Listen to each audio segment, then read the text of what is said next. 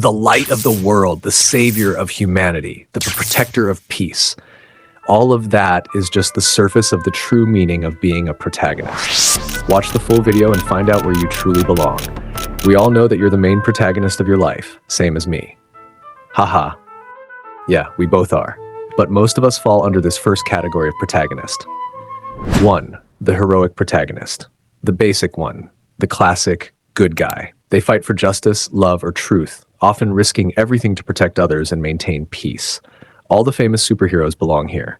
For example, Superman in DC Comics, All Might in My Hero Academia. But in real life, for me, it's Jesus. He's not only a hero, but also God himself. They inspire and produce hope, the light that leads others. A piece of hope that gives humanity a rapid expansion of morality to defend the truth of justice. The anti-hero. They're the main character, but far from perfect. Flawed, selfish, or morally gray, yet somehow we still root for them. Characters like Deadpool, Walter White, and Light Yagami show us that even broken people can still take the lead. Let's dig deeper into their truths. Deadpool, a man destroyed by pain, turned into something unstoppable. He laughs at his trauma, hides his wounds behind jokes, and kills his enemies with humor. He's proof that not every hero needs to wear a smile for peace. Sometimes laughter itself is a shield against suffering.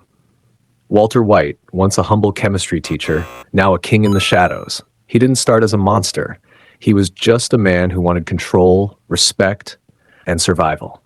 His story shows how ambition can twist the heart, how one good reason can lead to 1,000 sins.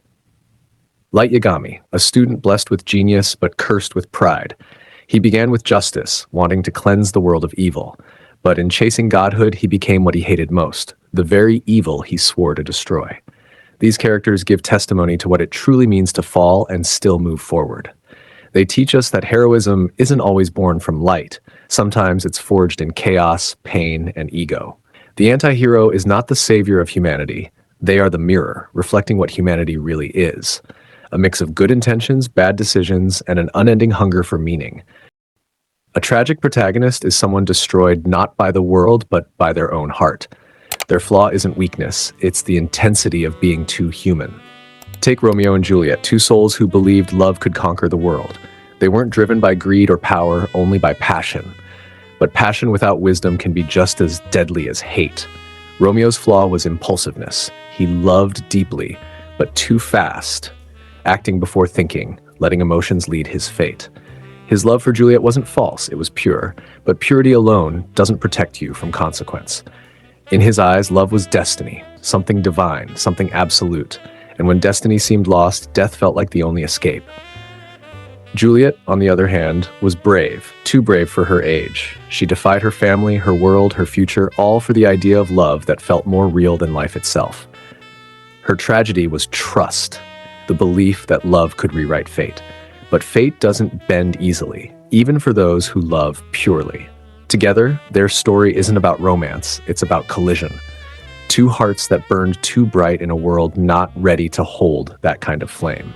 Romeo and Juliet remind us that even the purest intentions can end in tragedy, that sometimes love isn't destroyed by hate, but by the speed of its own heartbeat. Everyman protagonist. They're not chosen by destiny. They're not born with power. They're just human. An ordinary person thrown into extraordinary situations. An everyman protagonist represents us. They react how we might, doubt like we do, and rise when everything tells them not to. Their story isn't about being perfect, it's about being real. Take Peter Parker. Not Spider-Man, but Peter. A broke student juggling school, work, and responsibility, then suddenly carrying the weight of an entire city. He doesn't fight because he's fearless. He fights because he's scared, but still chooses to do what's right. Then there's Steve Harrington from Stranger Things. Once the popular guy who only cared about image until the chaos came. He became the protector no one expected, stepping up not out of glory, but out of heart. He shows that you don't need powers to be a hero, just the courage to care. And Miles Morales, another Spider-Man for a new generation, unsure, imperfect, but real. He represents every young person trying to find who they are in a world that keeps changing too fast. The everyman protagonist doesn't inspire because they're untouchable. They inspire because they remind us of ourselves. Their strength is their humanity, their ability to fall, cry, fail, and still stand again. Before you go, if you enjoyed this video, make sure to like, subscribe, and hit that bell icon so you don't miss what's coming next. Click that next video right there. Trust me, you'll want to see it.